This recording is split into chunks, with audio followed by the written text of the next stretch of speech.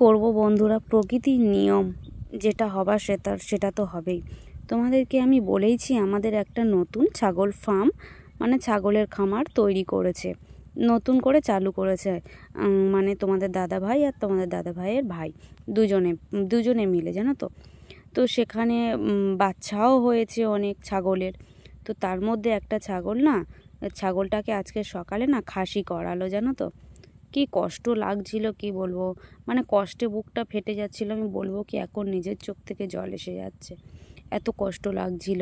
তোমরা অনেকেই জানো খাসি করানো মানে কি কষ্ট লাগছিল জানো বন্ধুরা। কেন এমনটা করা লাগে, কিন্তু এমনটা তো করা লাগে বলো, করতে হয়, তো তাই করালো। তো তোমাদের সাথে সেই ক্লিপটা তোমাদের সাথে শেয়ার করিনি, জানো তো বন্ধুরা। আমার অনেক কষ্ট লেগেছে তার জন্য। তো তোমাদেরকে আমি দেখাই, এই দেখো আমাদের মাঠে থেকে ক বস্তা ধান নিয়ে এসেছে।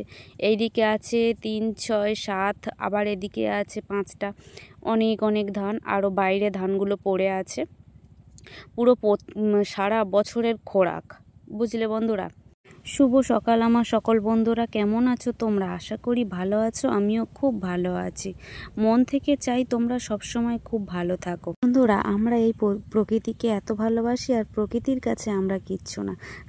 শীতকালে কুয়াশা ঘেরা সকালটা কত সুন্দর দেখো। আর আমার সামনে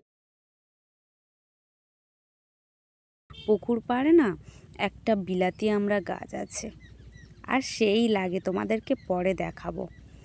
তো আমার বাসন মাজা শেষ হয়ে গেছে, উঠোন ঝাড় দিয়ে এলাম, বাসন মাজা শেষ হয়ে গেছে। বাসনগুলো মাজবো। আমার এতটা কষ্ট হচ্ছে একটাই কথা চিন্তা করে যে বাচ্চাটা কত কষ্ট পেল, খুব কষ্ট পেল, এইটাই বারবার ভাবছিলাম, জানো বন্ধুরা। চলো, আমার বাসন পরিষ্কার করা হয়ে গেছে, আমি এগুলো রান্নাঘরে রেখে দিই। তারপরে একটু বাগানে এসেছি, জানো বন্ধুরা।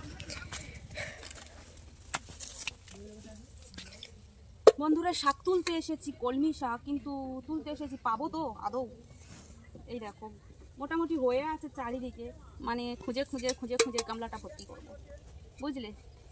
এই দেখো টমেটোগুলো সবই ছোট ছোট ধরেছে। এগুলো বড় বড় হবে, পাকবে, আর কি মজা বলো তো। দেখতে কত সুন্দর হবে, খুব সুন্দর হবে। কি বড় গাছ হয়েছে, এত বড় গাছ, টমেটো গাছ এত বড় হয়। এ তো পুরো আমার মাপে আরো বেশি লম্বা হয়ে যাচ্ছে। ওরে বাবা, কিন্তু কত লম্বা হয়েছে দেখো টমেটো গাছ এত লম্বা হয়। ওরে বাবা, আমি তো কখনো দেখিনি, এই বছর প্রথম দেখছি যে টমেটো গাছ এত লম্বা হয়। এই ছোট ছোট হয়, কিন্তু এত বড়, তো বাড়তেই আছে। চলো, অনেক কথা বলছি, দেরি হয়ে যাবে। এমনিতে এখন বাজে কটা জানো? এখন বাজে 10টা 5 বেজে গেছে। চলো তুলে নিয়ে দেখাচ্ছি কত শাক। এই দেখো কতগুলো ফুল পেরেছে তোমাদের দাদা ভাই, দেখেছো তো। এর মধ্যে থেকে কিছুটা আমি নেবো, কিছুটা আমার যা রান্নাঘরে দিয়ে আসবো, বুঝলে। চলো কিছুটা দিয়ে আসি, আর আমি কিছুটা নিয়ে রান্না করবো, হবে তো।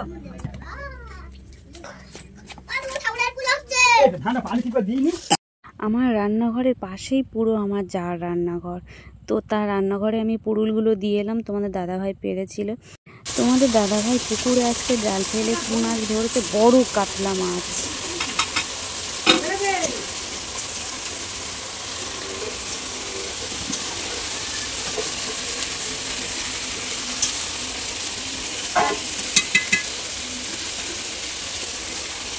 বন্ধুরা, আমার মাছ ভাজা কমপ্লিট, পুরো মাছ ভাজা হয়ে গেছে। সেই কড়াইতে শাক দিয়েছি, শাক ভাজবো, আর চালটা তো ঢেলেই দিলাম। সব জোগাড় করে নিয়েছি, এবার শুধু রান্নাটা করে নেওয়ার পর। কুমে কতটা হয়ে গেছে, মানে যতটা শাক দেখতে লাগে কড়াইতে পড়লে কমে একটু ভালো হয়ে যায়। পুরো গামলা ভর্তি করে কলমি শাক তুলে নিয়ে এসেছি, তোমাদেরকে দেখাতে পারলাম না তাড়াতাড়ি করতে। মানে একটা গালাম আর এতটুকু হয়ে গেছে, এতটুকু, মানে ওটাকে খাবো, তাতে কিন্তু আম খেলে হয়ে যাবে। রান্না হয়ে গেছে, আমি একটু রান্নাঘরটা পরিষ্কার করে নিচ্ছি, কারণ খড়ের জালে রান্না করি তো একদম পুরো বাজে হয়ে যায়। চলো, আমার রান্না কমপ্লিট, এবারে স্নান করতে যাব, করে এসে ভাত বাড়বো, সবাই মিলে একসাথে ভাত খেয়ে। ভাতও বেড়ে নিয়েছি, তোমাদের দাদাভাই স্নান করতে গেছে, স্নান করে চলে আসছে, বললো যে তুমি খাও আর আমি যাচ্ছি। তো আমি তো এদিকে দেখো, আমি প্রত্যেকদিন মাছের মাথা নিলেও ঠিক আছে, আমি মাছের মাথাটা কিন্তু পুরো খাই না, তোমাদের দাদাভাই হাফ খায়, আমি হাফ খাই। তো তার জন্য মাছের মাথাটা আমি প্রত্যেকদিন নিই, আগে মাছের মাথাটা আমি খাই, তারপর তোমাদের দাদাভাই খাই। চলো আমি খাওয়া দাওয়া তো শুরু করছি, তো খেয়ে নিন, টাটা।